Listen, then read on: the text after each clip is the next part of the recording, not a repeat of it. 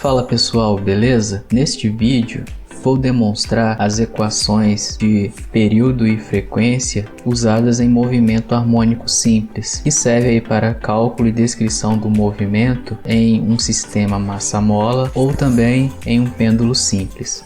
Uma descrição de um movimento harmônico simples pode ser dado através de um ciclo trigonométrico, como esse aqui. Vamos acrescentar, os eixos coordenados, o eixo x, o eixo y, e uma partícula Q, mais ou menos aqui, que percorre toda a circunferência. E à medida que ela percorre essa circunferência, podemos identificar aqui no eixo x a sua projeção ou a sua sombra, que eu vou chamar de P. E como é um ciclo unitário, esse ponto P ele pode ir de uma posição aqui A até menos A, à medida em que Q vai se deslocando na circunferência. Sendo aqui a origem do nosso sistema, o movimento de Q pode ser descrito por um vetor que eu vou chamar de OQ. E esse vetor ele vai nos ajudar a identificar o valor desse ângulo θ, que vai variando à medida em que Q percorre o ciclo trigonométrico. E podemos, através desse triângulo, encontrar a posição de P entre A e menos A, ou seja, onde se encontra o ponto P entre A e menos A. Representando esse triângulo,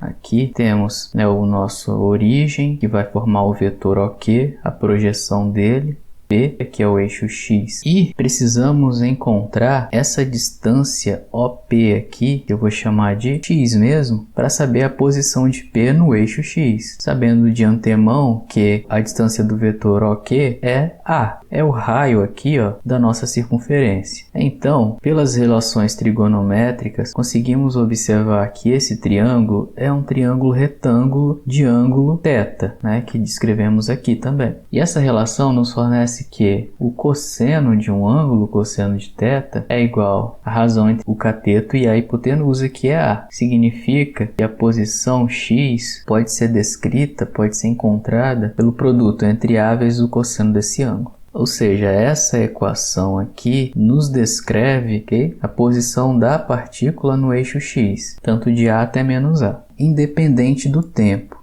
Porém, o ângulo θ ele varia com o tempo. Então, precisamos achar o deslocamento em função do tempo, ou seja, precisamos achar a variação aqui da posição do ponto P ou o deslocamento do ponto Q na circunferência em relação ao tempo. Então, digamos que em t igual a zero exista um ângulo φ, mais ou menos aqui, só que o valor desse ângulo é desconhecido. Eu olhei o movimento e no momento em que eu marquei o ponto t igual a zero, eu tinha esse ângulo φ aqui. Então, para qualquer outro instante posterior, o ângulo θ vai depender desse ângulo φ e vai depender do tempo. Logo, esse ângulo θ ele toma a seguinte expressão: θ igual ao deslocamento desse ponto Q, que depende da velocidade angular dele vezes o tempo, mais o ângulo inicial em que eu comecei a contar o tempo do movimento de Q, que a gente chamou aqui de φ. Substituindo θ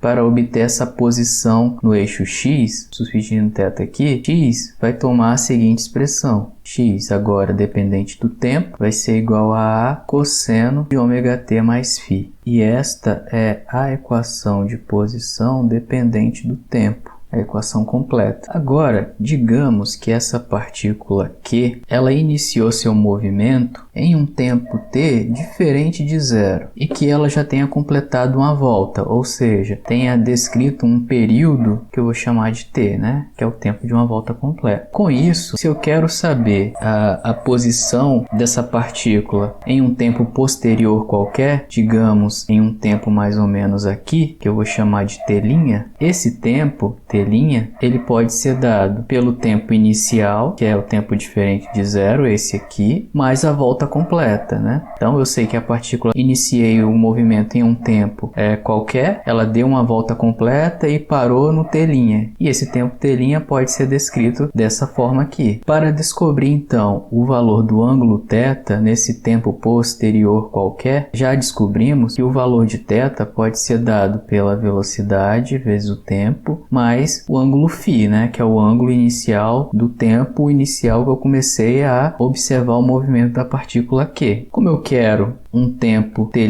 qualquer, esse ômega-t vai ter que ser considerado um valor seu final menos um valor inicial. O valor final a gente pode encontrar da seguinte forma: eu sei que θ é ômega vezes t mais φ, só que t agora é t', que é o valor dele que eu quero num tempo posterior qualquer. Então vou substituir aqui por t mais t maiúsculo, mais o φ que já estava aqui, menos o tempo inicial, que foi aquele que a gente encontrou anterior, que nada mais é do que o ômega t mais φ. Como eu estou considerando o ciclo completo, isso tem que dar 2π radianos. Então, vamos lá, né? Vamos simplificar essas coisas aqui. Eu tenho ômega t mais ômega t maiúsculo mais φ menos ômega t menos φ é igual a 2π radianos. Simplificando ainda, eu tenho ômega t com menos ômega t, cancela, e o mais φ com o menos φ também cancela. E o que me sobra aqui? Sobra ômega t maiúsculo é igual a 2π. Então, o período, o tempo para uma volta completa, a gente encontrou aqui de uma forma indireta que ele é igual a 2π sobre ômega, que é a velocidade angular da partícula Q. E a frequência é o inverso do período. Então, a frequência vai ser igual a ômega sobre 2π. Então, temos aí demonstrado o período e a frequência em um movimento harmônico simples.